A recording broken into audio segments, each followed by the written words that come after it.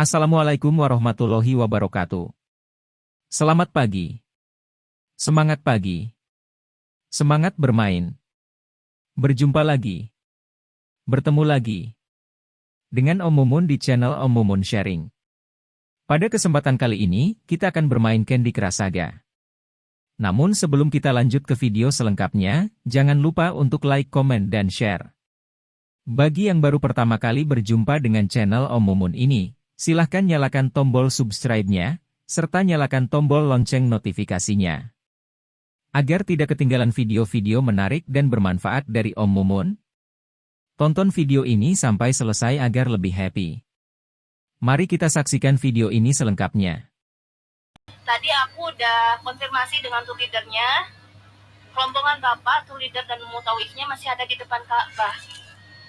Jadi kita ke Ka'bah lagi, ke dalam masjid lagi. Bapak selesaikan dulu umrohnya, ya. Karena Bapak masih belum selesai, masih ada sisa kan. Yuk Pak, kita balik lagi ke masjid, ke dalam. Iya, ke masjid lagi. Kejadian ini terjadi tahun 2005 di Tangerang. Ada satu keluarga yang tinggal di satu klaster perumahan. Keluarga ini tuh tinggal di sana kurang lebih 10 tahun. Dari yang klaster yang masih kosong sampai udah keisi semua. Keluarga ini isinya suami, istri, dan satu anak. Kita sebut aja suaminya namanya Pak Indra, istrinya Bu Dita, dan anaknya Reza. Pak Indra sama Bu Dita kira-kira umurnya udah 50 tahunan dan Reza 20 tahun. Bu Dita itu termasuk tetangga yang supel dan suka bergaul sama tetangga-tetangga satu klasternya. Karena ibu rumah tangga, jadi hidupnya tuh sehari-hari kebanyakan di rumah. Dia tuh juga suka bikin acara-acara buat tetangganya, kayak 17 Agustusan, tahun baruan, sampai arisan ibu-ibu juga dia yang selalu ngajak. Bu Dita paling dekat sama tetangga sebelah rumahnya persis, namanya Bu Ulfa. Karena mereka seumuran dan anak mereka tuh juga gak beda jauh umurnya. Jadi suka nanya-nanya soal sekolah anaknya juga. Bu Ulfa ini termasuk yang paling berada di satu klaster itu. Rumahnya dia sendiri itu 2 kafling, sampai-sampai dia tuh juga punya 3 rumah di klaster itu. Dan kalau ada acara-acara klaster, dia selalu yang nyumbang paling banyak. Tapi Bu Ulfa ini tuh termasuk orang yang humble banget mau ibu. Gak pernah milih-milih dalam bergaul, semuanya dia rangkul sampai jadi dekat banget.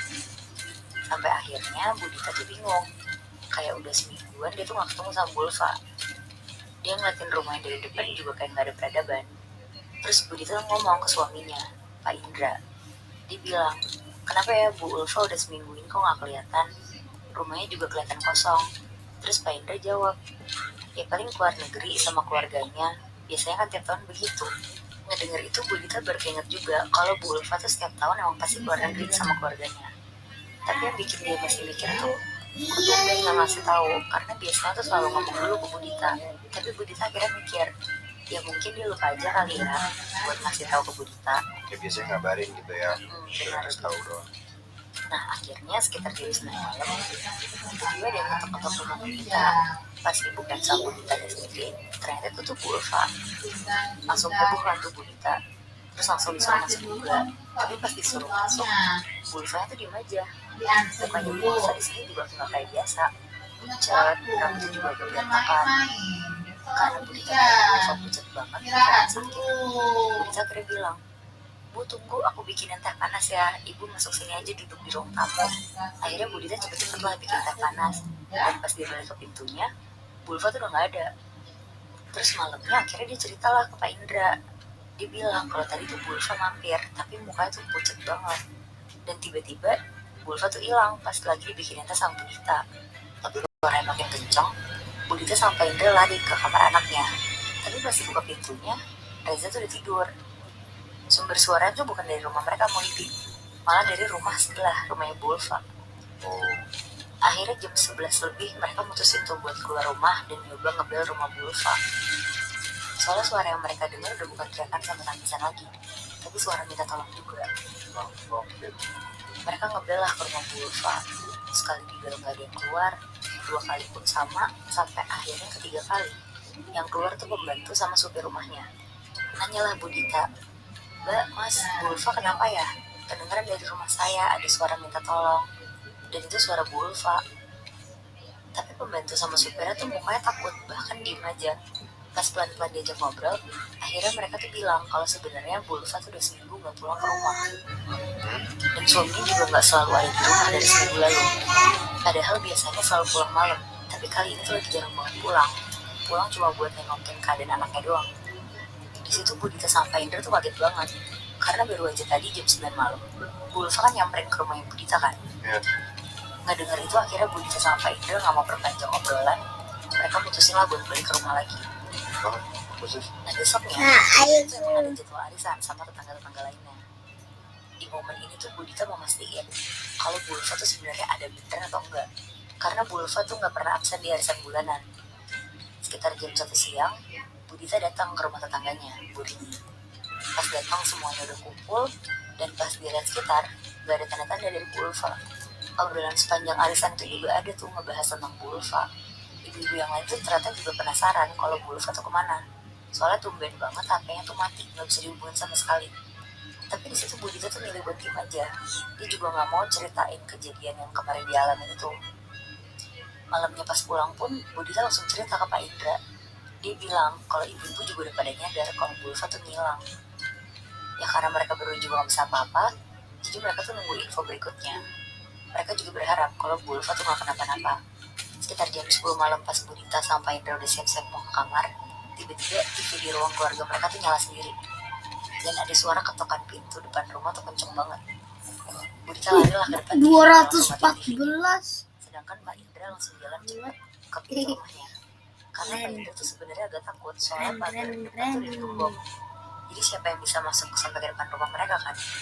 Akhirnya Pak Indra ngecek dulu dari jendela sebelah pintu. Dan bener aja mau ini, gak ada siapa-siapa. Tapi suara ketokan itu masih ada. Akhirnya Pak Indra nyuruh Bu Dita cepet-cepet naik ke atas, masuk ke kamar mereka. Pak Indra bilang ke Bu Dita kalau itu kayaknya ada yang gak beres. Terus Pak Indra juga bilang kalau ada suara ketokan pintu lagi, jadi bukain pokoknya. Pak Indra disitu juga nyamperin kamar Reza untuk ngasih tau hal yang sama. Akhirnya sekitar jam 11 malam mereka tidur. Pas udah setengah tidur, tiba-tiba ada suara ketokan pintu. Tapi dari kamar Bu Dita, dan ketokannya tuh pelan kali ini. Sampai ke kamar. Sampai ke kamar gue.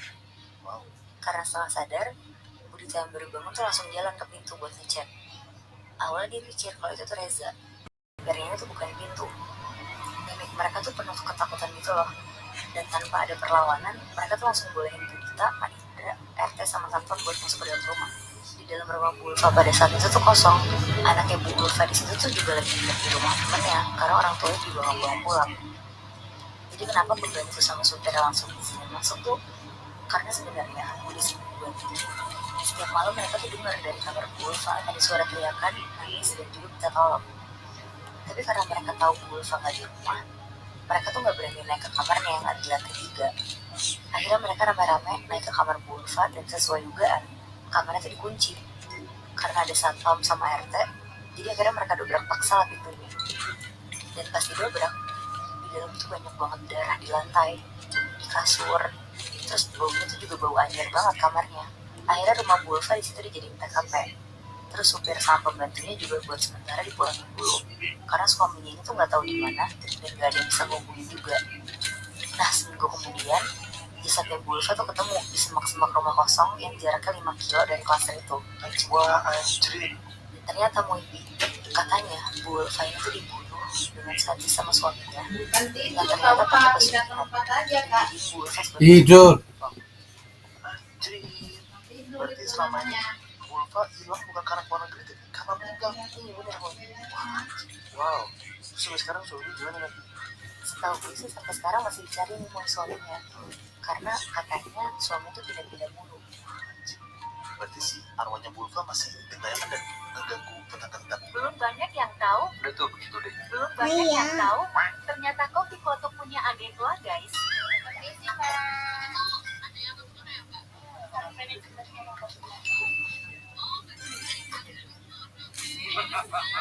Udah tuh begitu udah jam 6 pagi, Vela nelpon Pak John buat wake up call. Telepon nyambung, nada dering agak lama, akhirnya telepon diangkat. Vela bilang ini wake up call.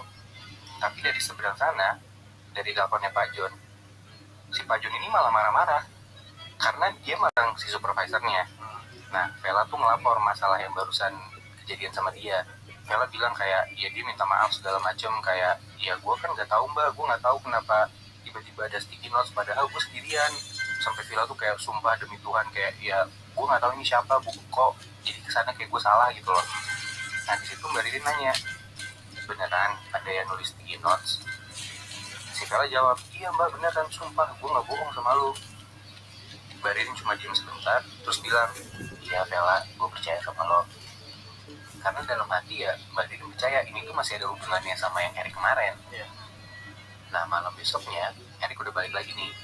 Giliran Erik yang shift malam sendirian lagi. Dan tiba-tiba di jam 2 pagi itu Erik nerima telepon masuk, telepon kooperator. Telepon diangkat sama Erik tapi nggak ada suara apa-apa.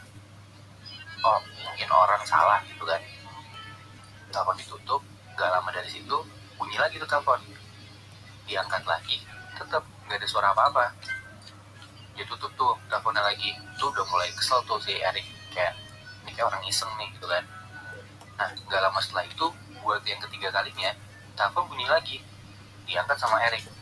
Kali ini ada suara, dan dari sebelah situ di telepon itu tuh kedengaran suara kayak gini, jangan lupa wake up call Pak John kamar 205 jam 6 pagi. Dan lu tahu Muinat itu suara Gusti. Erik tahu banget itu suara Gusti. Wah di situ Erik merinding seadanya. Dia langsung keluar ruangan operator, dia mau ke basement. Dia mau ke base camp pos satpam. Yang pertama kali muncul di pikiran Erik itu cuma nyamperin Pak Nasir, satpam yang bisa dibilang cukup agamis lah dan ngerti tentang hal-hal mistis kayak gini. Erik masuk lift, dia pencet ke basement, sendirian tuh. Gak lama udah sampai ke basement, liftnya ting bunyi gitu kan, tapi posisinya pintu tuh belum kebuka. Tiba-tiba Erik ngerasa ada yang nepok pundaknya Erik. Wah situ Erik merinding. Refleks dia ngeliat dari pintu lift yang belum kebuka itu, kayak kebayang gak sih lu Muinat kalau misalnya pintu lift itu lu kayak bisa lihat refleksi diri lu sendiri tapi agak buram. Jadi bukan yang kaca bening gitu. Nah di situ Erik ngeliat di belakang dia tuh kayak ada orang pakai seragam yang sama kayak dia tapi mukanya nggak kelihatan jelas. Dan tiba-tiba Erik dengar persis di samping kupingnya dia si sosok ini ngomong, jangan takut Rick, kan kita teman. Bangsa. Itu pas banget setelah Erik dengar itu, pintu lift kebuka, nggak pakai pikir panjang, Erik langsung lari, dia keluar lift, dia lari ke pos satpam, dan begitu sampai Erik tuh langsung ceritain dia tuh kenapa lari-lari gitu kan. Erik tuh entah kenapa kayak ngerasa dia tuh digangguin sama arwahnya Gusti. Dia ngomong gitu ke Pak Nasir ini. Karena kayak ya suara di telepon dan suara yang ada di lift itu tuh entah kenapa Erik tuh ngerasa itu tuh Gusti gitu loh.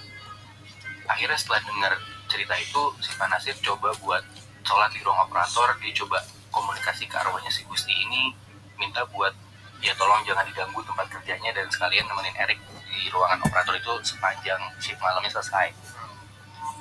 Nah besokannya itu pas banget hari terakhir Pak John nginep di hotel itu. Pak John dari kamar 205 ini mau check out dan dia nyamperin lah ke front desk. Dia bilang dia mau ngasih hadiah ke Gusti sama Erik karena ya si Gusti dan Erik ini udah baik lah bantuin dia buat wake up call hampir tiap hari, bikin dia nggak telat buat urusan kerjanya gitu kan. Dia mau ngasih hadiah buat terima kasih. Nah di situ di pagi itu yang lagi jaga tuh Mbak Ririn, si supervisornya. Nempel di hotel itu, Bi. Iya mau jadi kayak kalau yang gue tangkap ya kesannya kayak Gusti ini masih semangat buat kerja, kayak masih mau kerja di sana gitu loh, walaupun dia mungkin nggak sadar dia udah meninggal. Nggak bisa lepas gitu ya? Iya. Anjir. Padahal kalau dipikir itu hotel mewah ya, Bi. Iya. Berarti semewah-mewahnya hotel pun juga nggak ada jaminan kalau misalnya itu hotel nggak bakal ada cerita horor sih. Udah tuh begitu udah jam 6 pagi, Vela nelpon Pak John buat wake up call. Telepon nyambung, nada dering agak lama.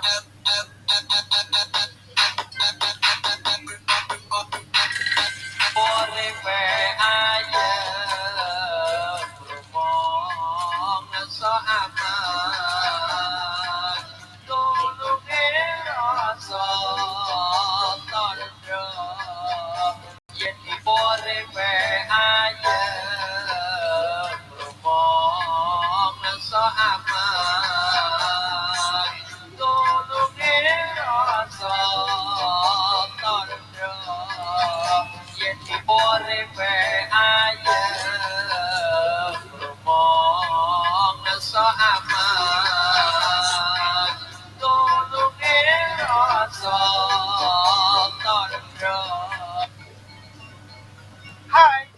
Cikalong ini adalah stasiun terbesar di wilayah daerah operasi 3 yang jadi penghubung utama jalur kereta api lintas utara, selatan. Lihatlah muda indahnya umpah mulainya pohon kelapa.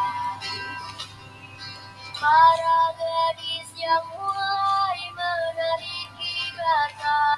Lihatlah muda indahnya umpah mulainya pohon kelapa.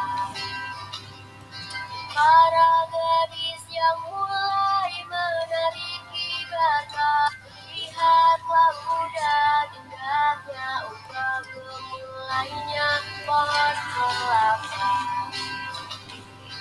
Para gadis yang mulai menarik bengkel untuk merawat bagian wajah. Tada! Ternyata Allah nyuruh kita traveling. Mak, ini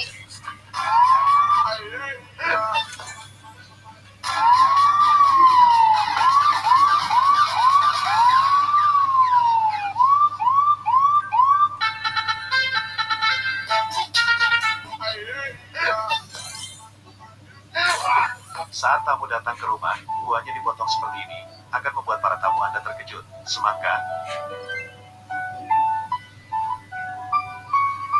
buah naga,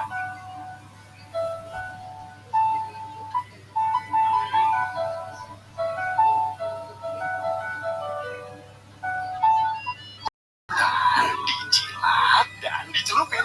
Oreo Soft Cake, selezat Oreo, selembut cake. Baru Oreo Soft Cake kemasan isi 3, praktis 3 kali lebih seru. Bosan nih.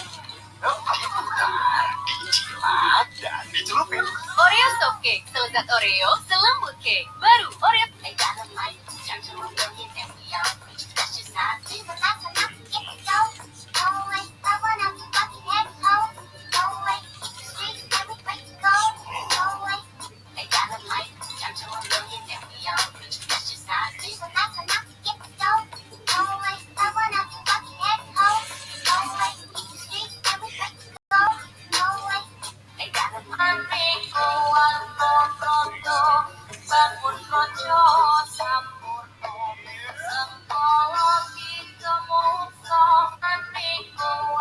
Jadi cerita yang mau gue ceritain ini cerita yang dialami sendiri sama tante gue. Waktu itu dia digangguin ketika dia datang ke suatu mall di Jakarta. Gue gak bisa sebutin mallnya apa, tapi cluenya ini itu adalah salah satu mall yang gedungnya gak cuma satu. Oke, terus. Jadi ceritanya ini tahun 2016. Gue samarin nama tante gue ini jadi Tante Dian ya. Tante Dian, oke. Istri saya nelpon. Harta. Percaya nggak? Gue langsung nggak beli. Udah deh. Masih satu. Kan ya. Fokus di bawah. Baik, Kak. Yang ini bagus. Barang baru. PO sebulan yang lalu. Gue pengen ini. Ah, itu punya orang. Pas banget. Gue suka sama punya orang. Barang pesanan saya sudah sampai.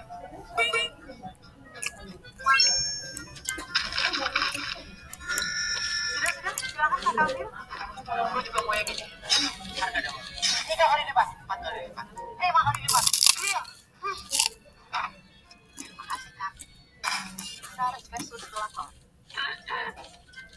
Selamat datang. Sedang ini juga. Baik Kak, saya bungkusin. Tunggu ya, istri saya telepon. Percaya nggak? Gue langsung nggak beli. Udah deh. Masih satu. Akhirnya. Oke barang. Baik Kak. Yang ini bagus. Barang baru. PO sebulan yang lalu. Gue pengen yang ini. Kak, itu punya orang. Pas banget. Gue suka punya orang. Barang pesanan saya sudah sampai.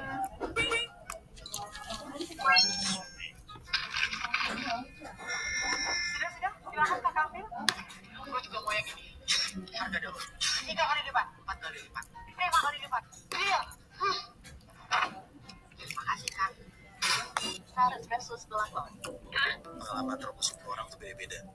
Ada yang katanya serem, ada yang tegang, ada yang serem, banyak lagi. Terus banyak juga orang yang ngalamin astral projection atau robo sukmo tuh pas lagi ngalamin itu, dia tuh merasain hal-hal yang di luar nalar manusia.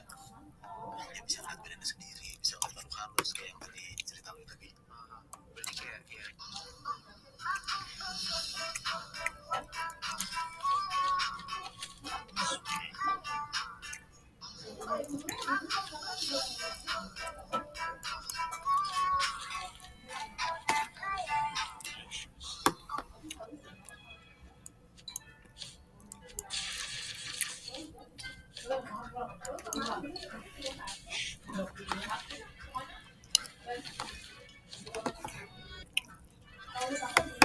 Ini hasilnya gula darahnya tinggi banget, makanya gelindingan kakinya. Ini gelindingan itu ya karena kencing manisnya ini.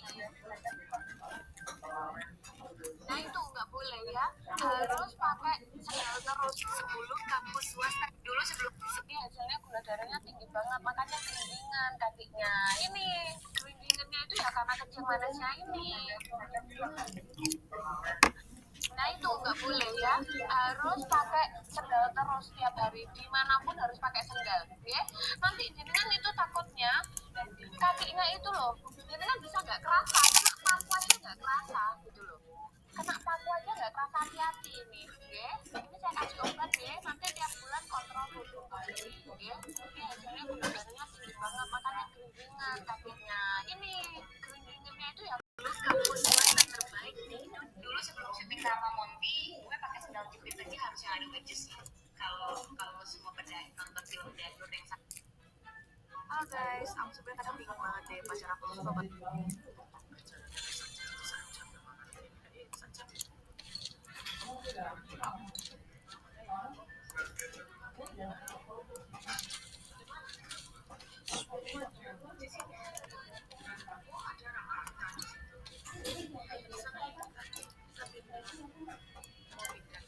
Masak lagi yuk pada yuk sore-sore yuk, jangan pada melingkar aja lu jadi bini lu nih. Gue masak iga, gue udah lodoin, gue udah rebus biar pada empuk.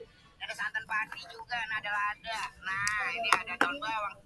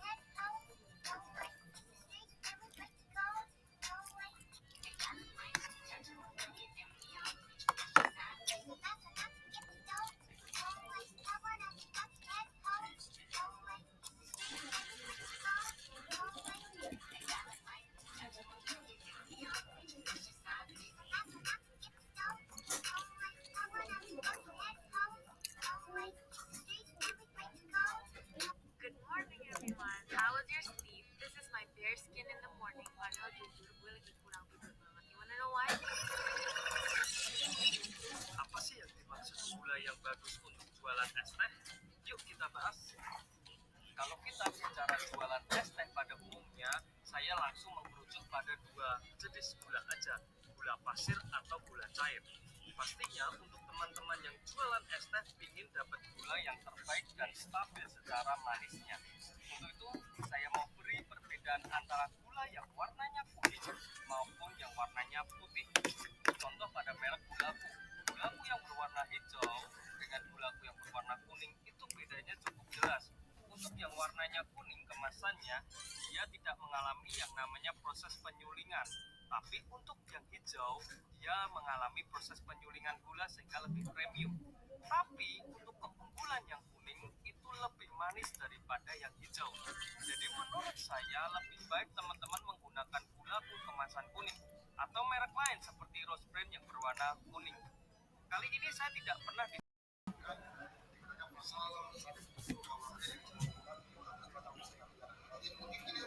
Halo, dengan calon tiket Coldplay. Bukan kak, aku bukan calon. Kalau calon kan beli buat liburan.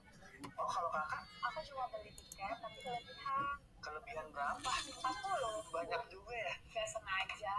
Harganya berapaan kak untuk yang ultimate experience? Ultimate itu kan harga asli 11 juta. Aku jual di 73 juta. Aduh, pemilu itu 73 juta, Chris Martin ikut nganter pulang. Emang segitu, yang lebih mahal banyak. Kalau yang lain ada yang ready? Ada nih K3, soal salah beli. Oh, awalnya mau beli festival. Enggak, awalnya mau beli PS5. Itulah, gimana kak? Ayo buruan kan habis loh. Keburu dibeli tiket sama yang FOMO doang. Ya FOMO nggak apa-apa, sekali lagian saya seneng ya nonton tambah rame. Lagian duit-duitnya masa dilarang. Iya, jadi mau yang mana nih? Yang paling murah deh, Cat 8. Tiket 8 dari 800.000 jadi 2 juta. Tapi itu kan lumayan jauh. Iya. Ada yang combo jadi 9 juta, kita sediain Spion and Max.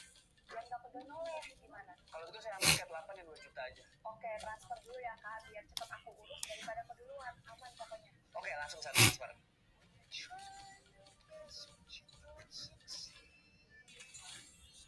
Halo, dengan calon tiket Coldplay. Bukan. Seorang wanita datang ke toko antik. Neraka di bumi ternyata ada di Kamboja. Iya, walaupun saat ini udara di Kamboja tuh memang lagi panas banget, tapi disebut neraka bukan karena suhunya ya guys, melainkan karena sejarah perang saudara di negara ini yang mengakibatkan 2,5 juta nyawa melayang. Padahal jumlah penduduk Kamboja saat itu cuma 7-8 juta doang loh. Berarti sekitar 30% jumlah penduduk di Kamboja itu hilang. Jago-jagoan. Ikutin keseharian kita kalau lagi nyiapin pakai pencitraan. Setelah kita bikin saus spesialnya gerobak Korea, langsung di packing satu-satu. Kenapa? Kita lagi mau siap-siap beli ke Ramadan. Terus kalau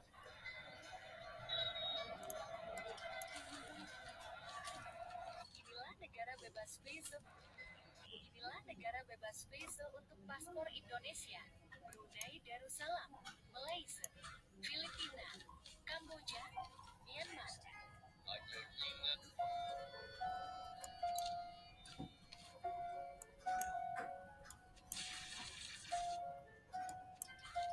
Gua sama dia itu beda 11 tahun, 12 tahun.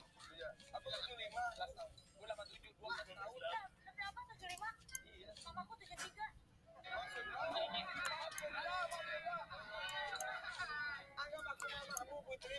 Dia beneran kamu 73. Hah? Berarti kamu bisa jadi anakku dong. Iya. Gua sama dia itu beda 11 tahun, 12 tahun. Iya. Aku 75, 11 tahun. Gua 87, 12 tahun. Berapa 75? Iya. Mamaku 73.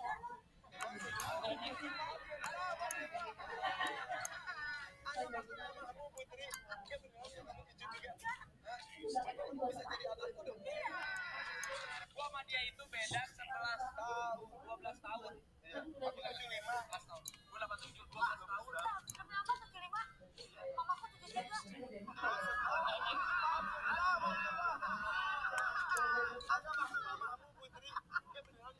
Hari pertama buka laundry udah dapat customer cuci satuan. Jadi yang mau aku share itu yang cuci satuan, bukan kiloan. Nih, yang digantung ini. Jadi malamnya ada yang naruh cuci satuan dengan kondisi baju koko dan mukena set yang udah kuning kecil kayak gini. Kelihatan tuh ya kuning banget, tapi aku gak punya video dokumentasi detailnya, cuma kayak gini doang baju kokonya. Warnanya sudah kuning. Saking senengnya dapet customer cuci satuan pertama, udah gitu nodanya menantang banget kan ya, kuning-kuning kayak gitu. Pak Suli ngerjain sampai jam 10 malam. Aku pun ngevideoinnya gak banyak, cuma begini aja, karena udah malam dan aku harus naik tidurin anak aku.